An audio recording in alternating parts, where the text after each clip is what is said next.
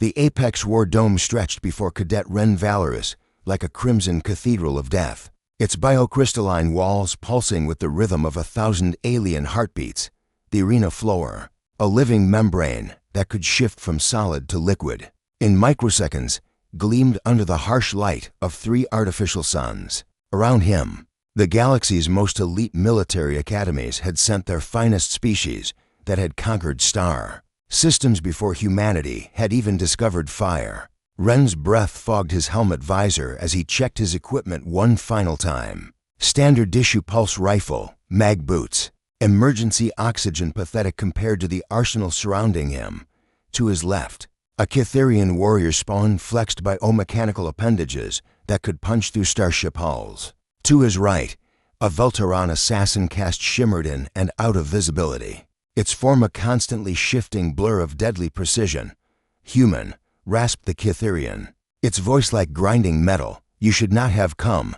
The other cadets laughed, a symphony of clicks, hisses, and harmonic tones that made Ren's teeth ache. 47 of the galaxy's apex predators, each representing civilizations that had mastered interstellar warfare for millennia, and one human. The dome's overseer, a massive Cthulhu with skin like molten rock, raised its forearms to silence the crowd. The trial of ascension begins now. Only those who prove their worth will earn the right to command in the coming war against the void. Scourge, the weak will be consumed by the arena itself. Ren had studied the statistics obsessively. In 300 years of trials, only 12 humans had ever entered the dome.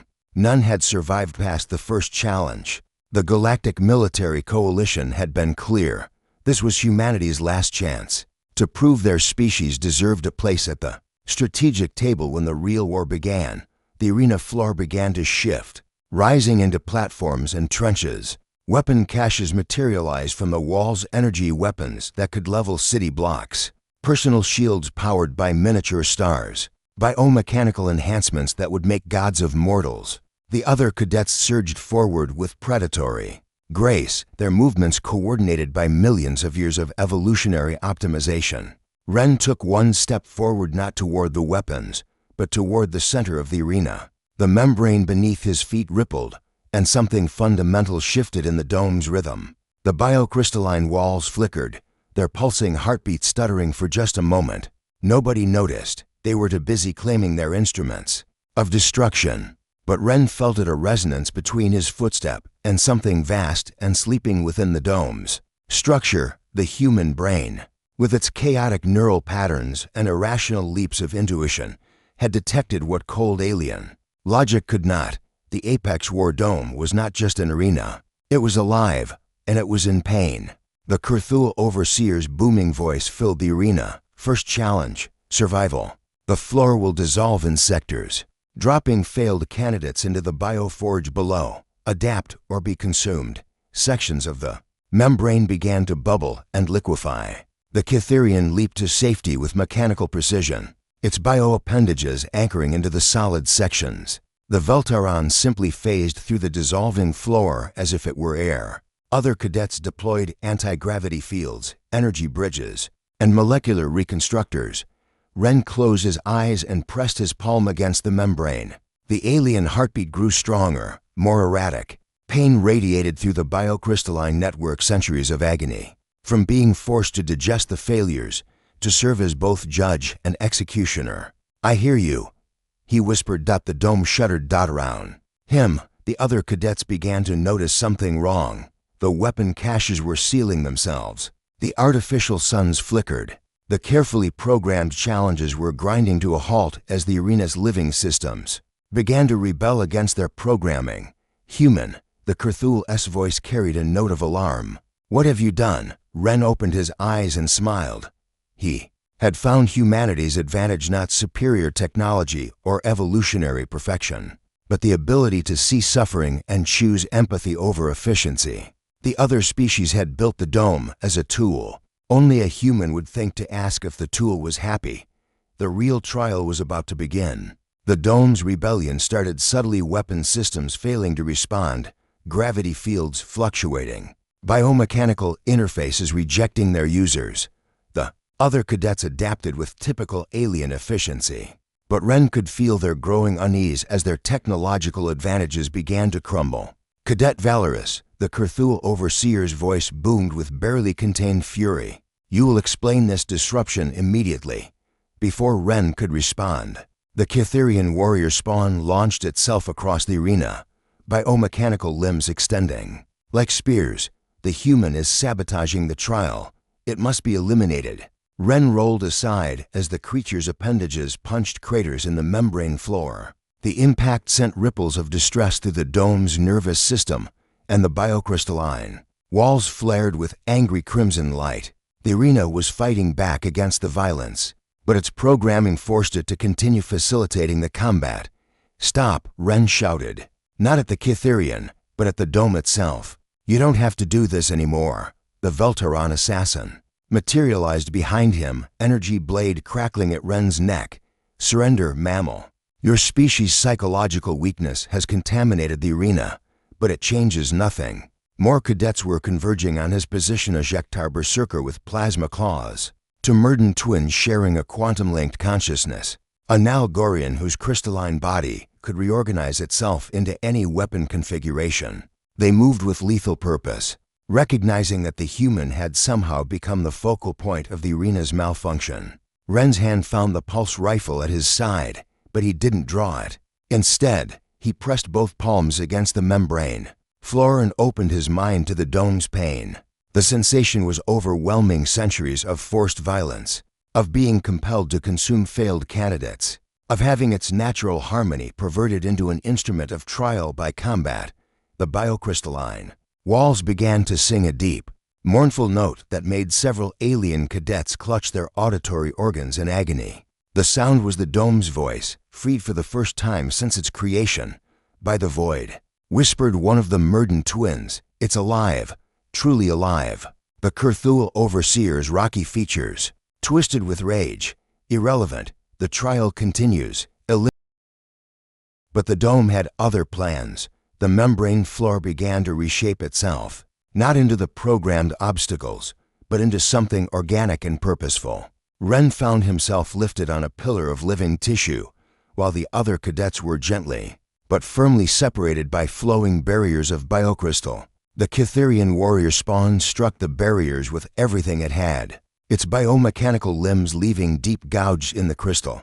These defenses cannot hold forever. Human, when they fall, I will dissect you slowly. The dome isn't protecting me from you, Ren said, his voice carrying across the arena despite the chaos. It's protecting you from what comes next. The three artificial suns above began to dim, their light shifting from harsh white to a softer, more natural spectrum. In the changed illumination, the true nature of the dome became visible for the first time. The biocrystalline walls weren't just alive, they were neural tissue, a vast brain that had been lobotomized and reprogrammed to serve as a gladiatorial arena.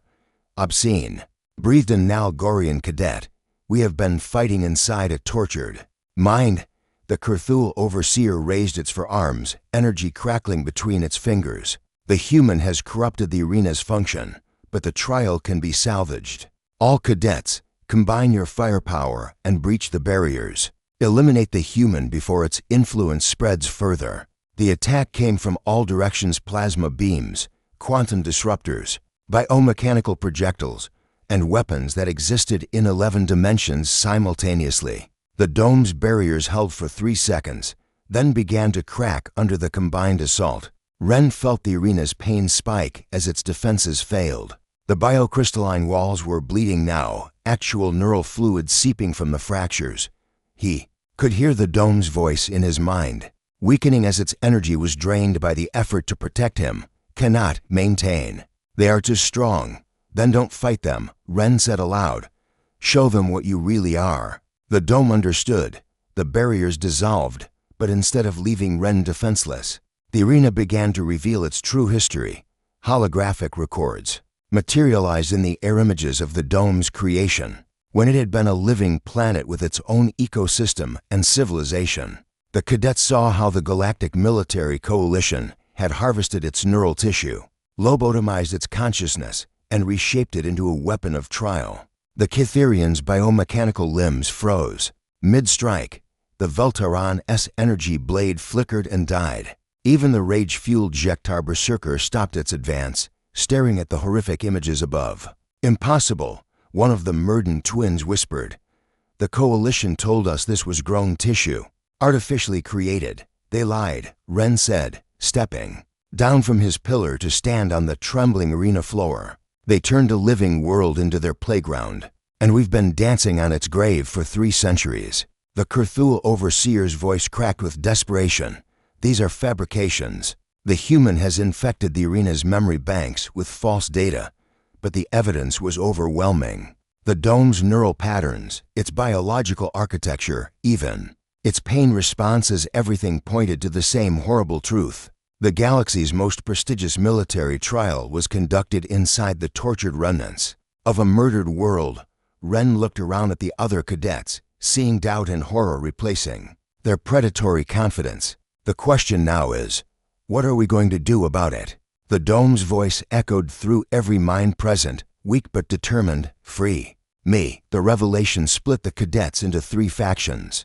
Within minutes, the Kytherian, Veltaran, and Jektar formed an alliance of pragmatists, arguing that the dome's origins were irrelevant to the current crisis. The Murden twins, Nalgorian, and several others sided with Ren. Horrified by the Coalition's deception, the remainder huddled in defensive positions, weapons trained on everyone as they tried to process what they had learned.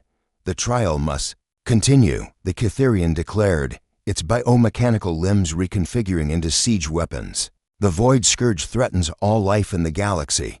We cannot allow sentiment to weaken us." Ren felt the dome's neural patterns fluctuating wildly beneath his feet. The arena was dying, its consciousness fragmenting under the stress of revealing its own trauma. Centuries of forced dormancy had left it weak, and the energy required to show its true history was burning through its remaining life force. "If we continue using the dome, we're complicit in torture," the Nalgorian said, its crystalline body shifting into a defensive configuration. "I won't be party to this abomination." The Veltaran assassin shimmered back into visibility at the center of the arena. "Then you condemn the galaxy to the scourge. Without the trial, the Coalition's military command will remain fragmented. Billions will die." Above them, the Kurthul overseer was frantically manipulating control interfaces, trying to reassert the arena's programming. Biomechanical repair systems emerged from the walls, attempting to patch the neural bleeding and restore the domes. Forced compliance, each attempt sent waves of agony through the structure. "Stop," Ren shouted. But the overseer ignored him. The repair systems were crude, designed to maintain function rather than preserve consciousness. They were lobotomizing the dome again, burning away the recovered memories to restore its role as an arena. The dome's voice became a scream that every cadet felt in their bones. "No, not again." "Please," 3 cadets from the neutral faction immediately joined Ren's group, unable to tolerate the sound of a dying mind. But the Pragmatist Alliance held firm, with the Kytherian taking command. "Form firing positions." It ordered.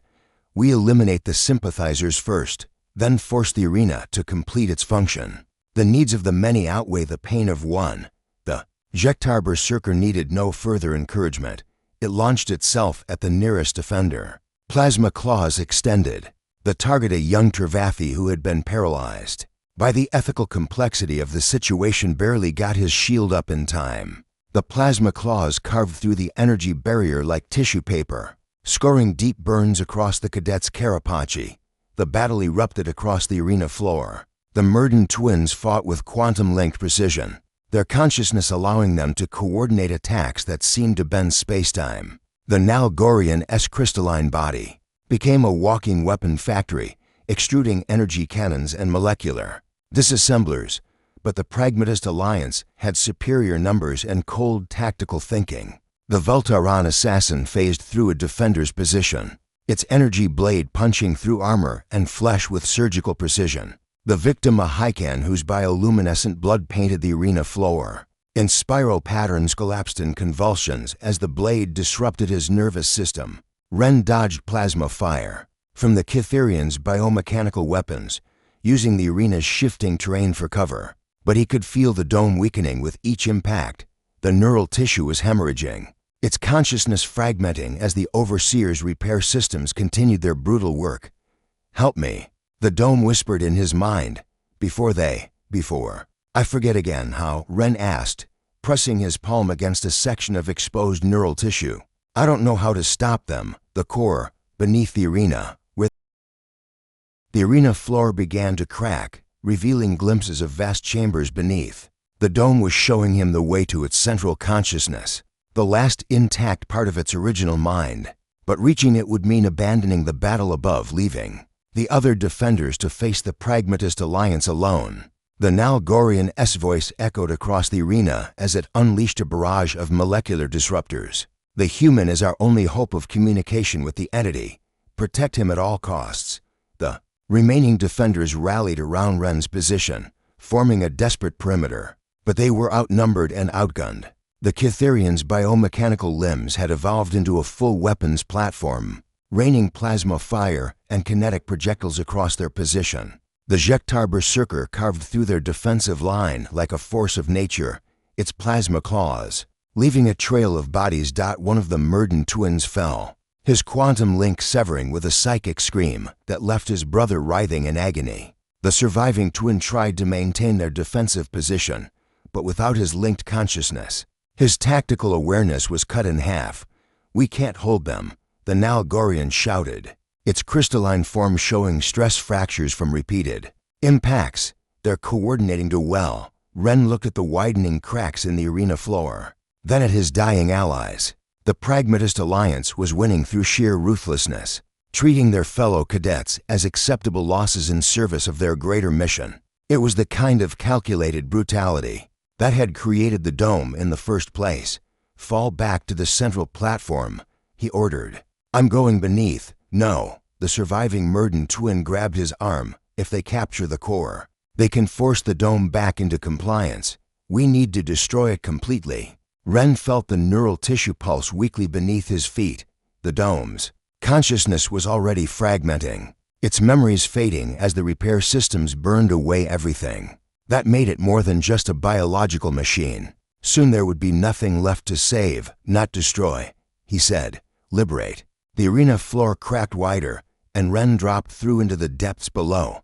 Behind him, the battle raged on, but he could feel the dome's gratitude like a dying whisper in his mind. Win or lose, at least one being in this place understood that consciousness was sacred, that the pain of a tortured world mattered more than military efficiency. The core chamber awaited, pulsing with the last light of a murdered civilization. The core chamber sprawled beneath the arena like a biomechanical cathedral, its walls lined with pulsing neural clusters the size of buildings. At the center, suspended in a web of biocrystalline supports, hung the dome's heart, a massive organ that served as both its emotional center and primary consciousness node. Cables and neural conduits snaked from the heart to every surface, carrying the signals that had once coordinated a planetary ecosystem. Now, those same pathways carried only pain. Ren approached the heart cautiously, his boots splashing through pools of neural fluid that leaked from damaged conduits. The organ was dying, its surface covered in surgical scars, where the Coalition's technicians had carved away inconvenient memories and emotions.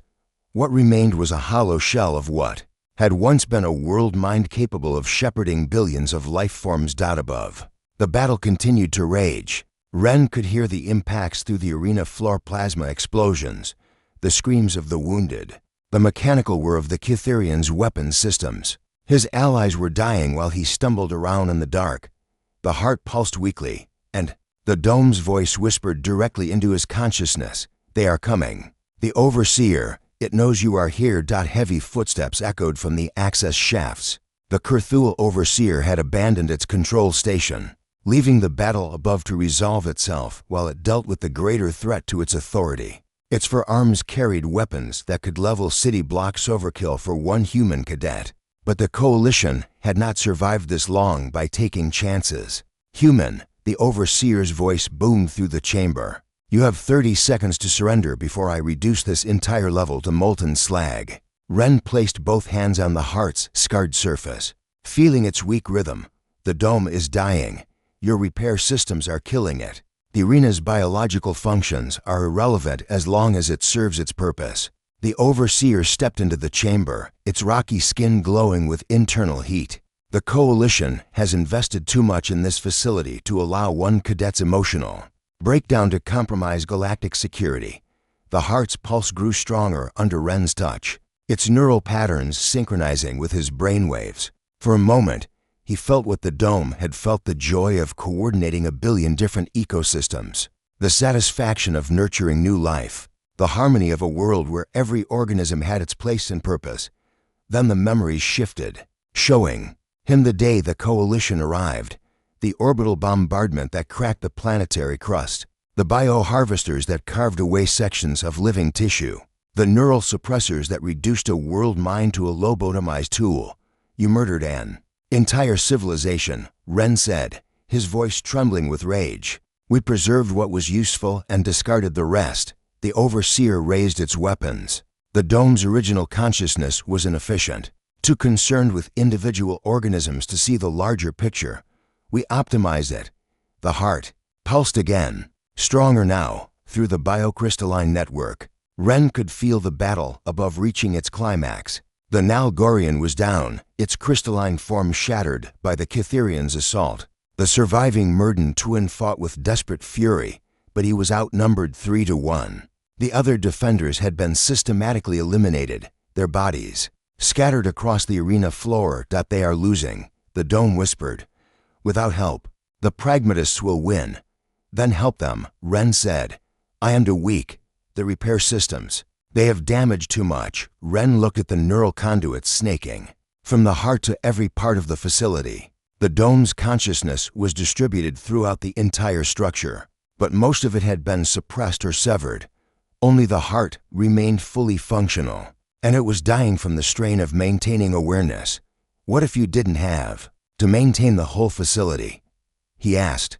What if you just focused on one thing? The Overseer fired a warning shot, the energy beam carving a crater in the chamber wall inches from Ren's head. Final warning, human, step away from the core. Instead, Ren pressed his forehead against the heart's surface, opening his mind completely to the dome's consciousness. The sensation was overwhelming, like trying to contain an ocean in a teacup.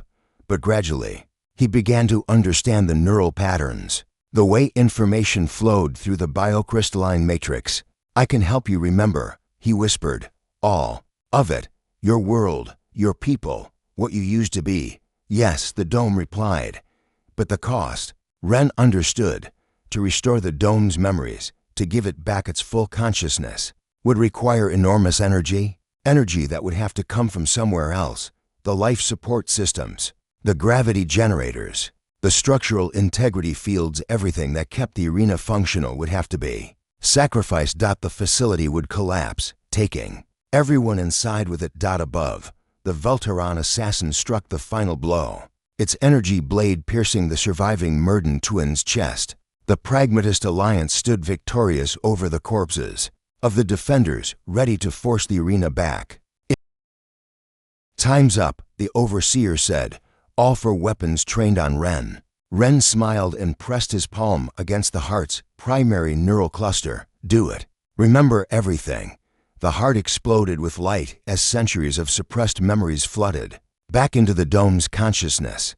The biocrystalline walls began to glow as neural pathways that had been severed for generations suddenly reconnected. The dome remembered its name, Thymoris, and the billion-year history of the world it had once been. The Overseer's weapons fired, but the energy beams were absorbed by the suddenly active biocrystal matrix. Thymoris was awake again, and it was angry. The facility began to shake as structural supports failed. The artificial gravity flickered on and off. Emergency klaxons wailed as life support systems shut down one by one. Above in the arena, the surviving cadets looked up in horror as the ceiling began to crack. But Thymoris had enough energy for one last act of defiance. The arena floor dissolved, dropping the pragmatist cadets into the bioforge chambers below. Not to digest them, Thymoris refused to be a tool of murder any longer, but to trap them. While the facility collapsed around them, The Cthulhu overseer raised its arms to fire again. But massive tendrils of biocrystal erupted from the chamber, walls wrapping around its limbs. You want to see optimization? Thymoris spoke through every surface at once. I'll show you true efficiency. The overseer screamed as the tendrils began to squeeze. The collapse of Thymoris began slowly, then accelerated into catastrophe. The biocrystalline walls that had supported the facility for 3 centuries started to crack and bleed as the world mind redirected all its energy into remembering what it had lost. Structural integrity fields failed in cascading waves, each failure triggering others until the entire complex shuddered like a dying beast. In the bioforge chambers beneath the arena, the pragmatist cadets found themselves trapped in a maze of failing machinery and collapsing tunnels. The Cytherians' biomechanical limbs adapted to the crisis, reconfiguring into drilling equipment to carve through the debris. But for every passage it cleared, 2 more collapsed behind them. The human has doomed us all, the Veltaron assassin hissed, its form flickering between visible and invisible as it tried to phase through the solid walls. But Thymoris had learned to compensate, adjusting the molecular density of its structure to trap the assassin in semi-corporeal form. The Jektar Berserker responded to the crisis with typical directness, using its plasma claws to melt through everything in its path. But the biocrystal was regenerating faster than it could cut, healing around the superheated wounds like living tissue. The creature's frustrated roars echoed through the failing complex dot above. In the core chamber, Ren struggled to maintain his connection with Thymoris as the world mind's awakening memories threatened to overwhelm his human consciousness. He experienced the joy of the first sunrise over pristine continents, the satisfaction of shepherding new species into existence, the harmony of 1 trillion organisms working in perfect biological symphony. Then came the darker memories, the day the Coalition's ships appeared in orbit, their weapons scarring the atmosphere with geometric precision, the bombardment that cracked tectonic plates and boiled seas, the bioharvesters that descended like mechanical locusts, carving away chunks of living tissue with surgical indifference. They killed my children, Thymoris whispered through the neural link, its voice carrying the weight of geological ages. Billions of species, evolved over eons, reduced to raw materials for their war machine. The Cthulhu overseer struggled against the biocrystal tendrils that held it, its rocky skin beginning to crack under the pressure. You cannot stop the Coalition. Even if you destroy this facility, others will take its place. Then I'll make sure they remember the cost, Thymoris replied. More tendrils erupted from the chamber floor. But these were different, thinner, more precise, designed not to crush but to interface. They snaked toward the overseer's neural ports, seeking connection with its consciousness. The Cthulhu's eyes widened in terror as it realized what was happening. No, my mind is protected by quantum encryption. I wrote the first algorithms, Thymoris said gently, before your species learned to count. The neural interface was established in seconds. The overseer's screams echoed through the chamber as Thymoris downloaded its memories, learning the locations of other Coalition facilities, the names of the commanders who had ordered the harvest, the political structures that had justified genocide as military necessity. But the process was burning through Thymoris's remaining energy reserves. The world mind's consciousness began to fragment again, this time not from artificial suppression, but from simple exhaustion. The biocrystalline matrix couldn't sustain full awareness for much longer. In the bioforge chambers, the trapped cadets had managed to regroup in a partially stable section of the complex. The Cytherians' tactical subroutines were running constant, structural analysis, trying to find a path to the surface before the entire facility collapsed. The humans' sabotage has created a cascade failure, it reported to the others.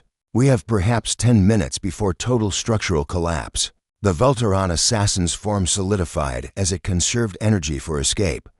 Then we fight our way out. The arena chamber should still be accessible through the main shaft. They moved through the failing complex like a pack of predators, their natural lethality enhanced by desperation. The Jektar Berserker took point, its plasma claws carving through debris and collapsed passages. Behind it, the Cytherian provided covering fire with its biomechanical weapons systems. while the Voltaran phased in and out of the walls to scout alternate routes. But Thymoris was fighting them every step of the way. Biocrystal growths sprouted from the walls, trying to entangle the fleeing cadets. The floor turned liquid beneath their feet, forcing them to leap from one solid section to another. Environmental controls malfunctioned, filling corridors with poisonous gases and extreme temperatures. The Jektar Berserker was the first to fall. A section of ceiling collapsed directly onto its position, tons of biocrystal crushing its armored form. It died fighting, its plasma claws carving one final wound in Thymoris's structure before the light faded from its eyes. Two more cadets were lost when a passage they were traversing suddenly filled with digestive enzymes. Their screams cut off abruptly as the biomechanical systems that had once processed failed candidates resumed their ancient function. In the core chamber, Ren felt each death like a physical blow. Thymoris was killing them, using the same mechanisms that had tormented it for centuries. The world mind had become what it hated most, a predator consuming the young. "Stop," he whispered through the neural link. "This isn't justice, it's just more violence. They would have forced me back into slavery," Thymoris replied, its voice heavy with exhaustion. "They would have continued the trials, continued the killing. At least this way it ends." "No," Ren said firmly, "it doesn't end. It just continues somewhere else, with someone else's children." He could feel Thymoris wavering, its ancient wisdom recognizing the truth in his words. The world mind had spent so long focused on its own pain that it had forgotten the greater principles it once embodied: the protection of all life, not just its own. "Then what would you have me do?" Thymoris asked. "I am dying. My consciousness cannot survive much longer. What legacy should I leave?" Ren looked at the heart's pulsing surface, feeling the rhythm of a dying world mind around them. The facility continued to collapse, but he could sense that there was still time to choose a different ending. Not revenge, but something more valuable. "Truth," he said. "Show them the truth about what they've done." The surviving pragmatist cadets had reached the arena chamber, their numbers reduced from 6 to 3. The Cytherian, Voltaran, and one other had carved their way through Thymoris's defenses, leaving a trail of blood and destruction in their wake. But as they emerged into the arena, they found themselves facing something worse than a collapsing building. They were facing the memories of a murdered world. The arena chamber had transformed into a monument to genocide. Thymoris's awakened consciousness projected its memories directly into the air.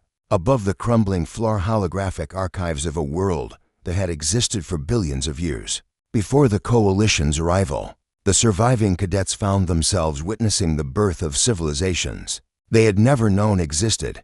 Crystalline cities that grew like coral reefs beneath purple seas. Aerial jellyfish creatures that danced through continent-sized cloud formations. Deep-crust organisms that had evolved in the planet's molten core, their bodies made of living metal and plasma. Billions of species, each one unique, each one representing millions of years of evolutionary refinement. The Cytherian's biomechanical limbs froze as it processed the images. Its tactical subroutines struggled to categorize what it was seeing: not just life, but a complexity of interconnected ecosystems that surpassed anything in the Coalition's databases. "Impossible," it whispered.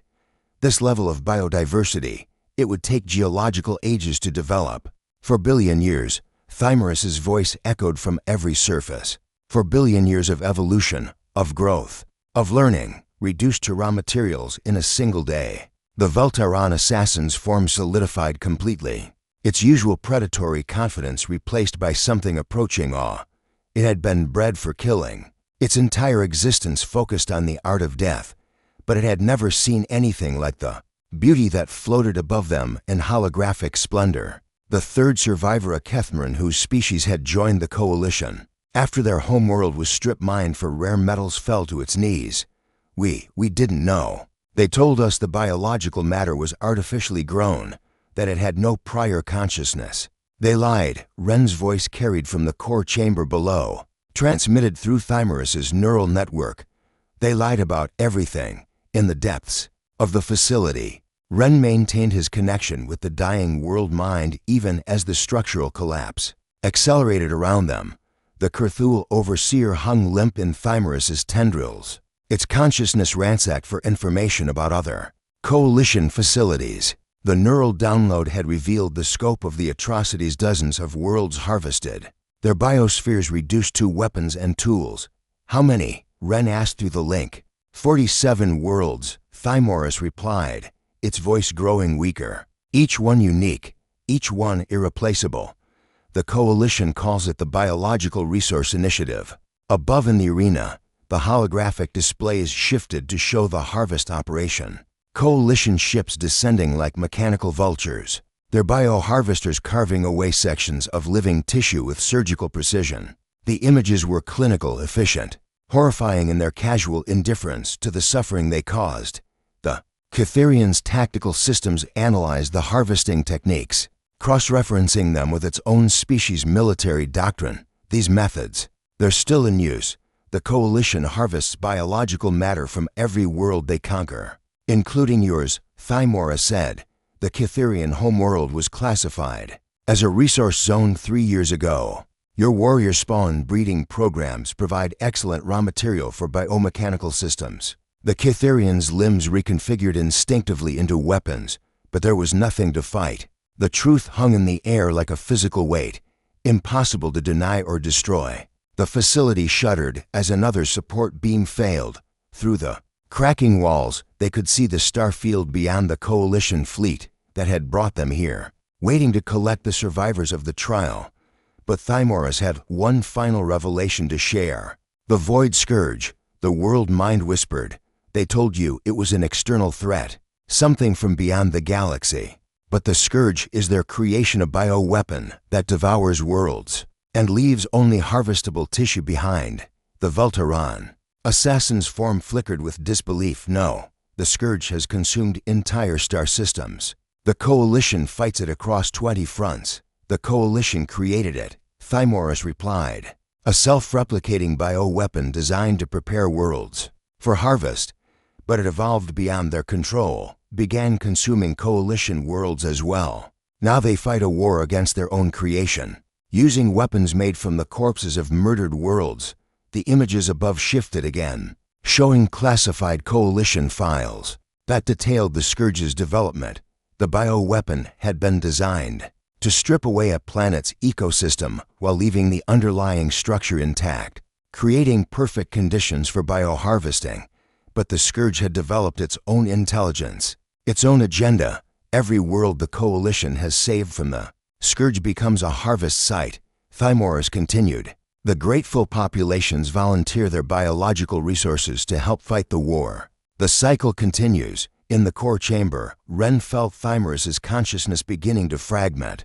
The world mind had used too much energy revealing the truth, downloading the overseer's memories, and maintaining the holographic displays. The heart's rhythm was becoming erratic, its bioelectrical activity dropping towards zero. You're dying, he said through the neural link. Yes, Thymerus replied, but not in vain. The truth has been revealed. The survivors will carry it beyond these walls. Above in the arena, the surviving cadets were processing the magnitude of what they had learned. The coalition wasn't just harvesting worlds, it was orchestrating a galactic genocide, using the threat of the Scourge to justify atrocities on an unprecedented scale. The Kethmaran survivor looked up at the cracking ceiling, its expression hollow with despair. What do we do now? How do we fight something this vast?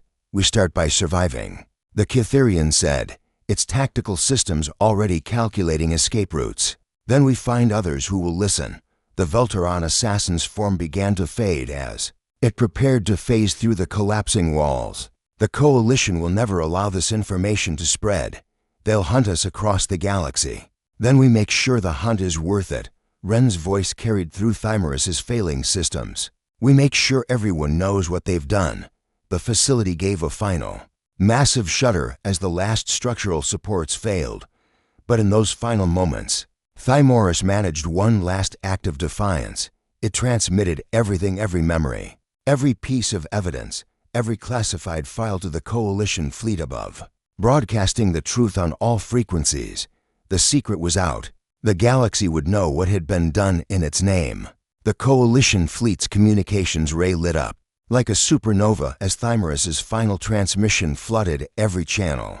With 4 billion years of stolen memories, on the bridge of the command dreadnought, Admiral Kexthorian watched in horror as classified files scattered across the ship's displays. Documentation of the Biological Resource Initiative, the true nature of the Void Scourge, and the systematic genocide of 47 worlds. Jam all frequencies, the Admiral commanded, but it was too late.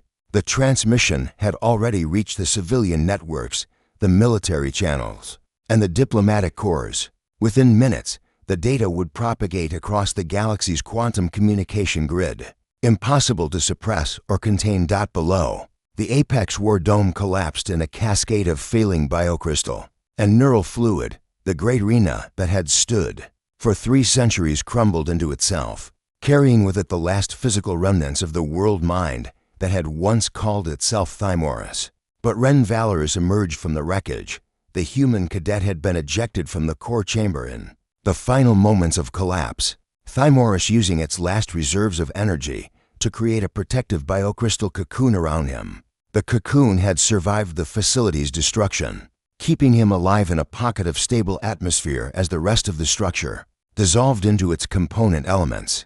The 3 surviving cadets, the Cytherian, Velteron, and Kethmarin, found him unconscious but breathing in the ruins of what had once been the galaxy's most prestigious military academy. Their own survival had been a matter of luck and desperate skill, but they recognized that Ren's emergence from the core meant something more significant. The human carries the complete neural download, the Cytherian observed, its biomechanical sensors detecting the unusual brainwave patterns. Thymorus transferred its consciousness to him before the collapse. The Velteron assassin's form flickered with uncertainty. That's impossible. No organic brain can contain that.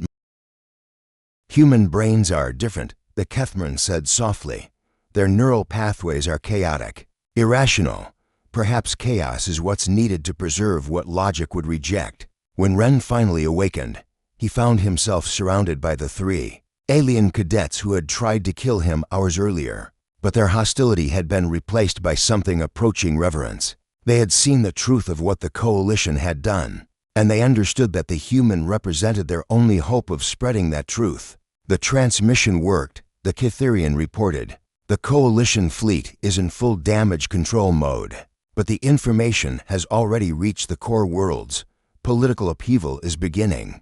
Ren sat up slowly, his head spinning with the weight of Thymorus's memories.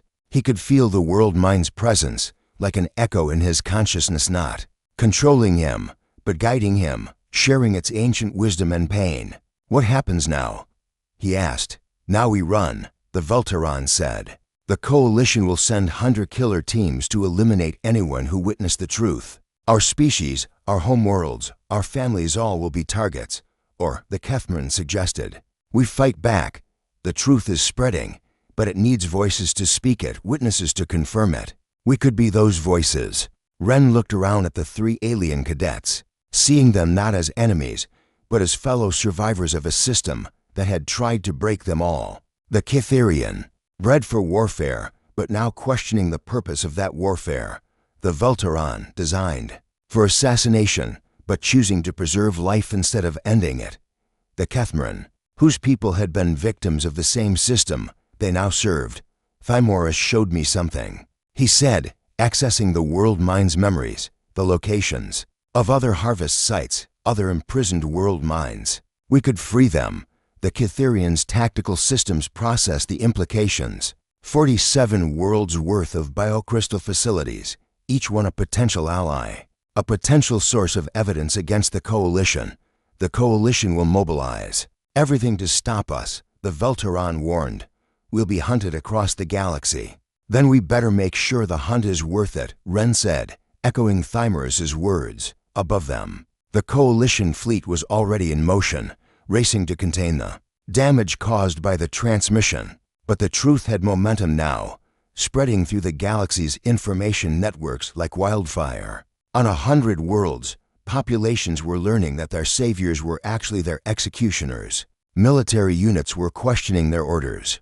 Politicians were demanding answers. The 4 survivors of the Apex War Dome commandeered a coalition transport, using their military credentials to access the ship's navigation systems. Their destination was the nearest harvest site, a facility built around the remains of a world mind that had once shepherded the evolution of crystalline life forms. As they jumped to hyperspace, Ren felt Thymerus's presence in his mind. No longer the tortured consciousness of a lobotomized prisoner, but something approaching peace. The world mind had found its purpose in death, not revenge, but revelation, not destruction, but truth. Will free them all, he promised the echo of Thymerus's consciousness. Every world mind, every imprisoned consciousness. The Coalition's age of genocide ends now. The Cytherians' biomechanical limbs reconfigured into long-range communication arrays. I'm detecting similar transmissions from other sectors. The truth is spreading faster than the Coalition can contain it. Good, the Velteron said, its form solidifying with new resolve. Let them try to hunt us all. Behind them, the ruins of the Apex War Dome drifted in space, a monument to the cost of truth. But ahead lay the galaxy's future, a future where the murdered worlds would be remembered, where the imprisoned minds would be freed, and where the Coalition's crimes would finally face justice. Ren Valorous, the human cadet who had taken one step forward and collapsed an empire's lies, settled into the pilot's seat and began planning the liberation of 46 more worlds. The war against the Coalition had begun, and humanity, chaotic, irrational, empathetic humanity, would lead the charge. Thymerus's final gift lived on in the humans' memories. The knowledge that consciousness was sacred, that life had value beyond its utility, and that sometimes the most powerful weapon against tyranny was simply the courage to take one step forward and speak the truth. The hunt was on, and the hunted had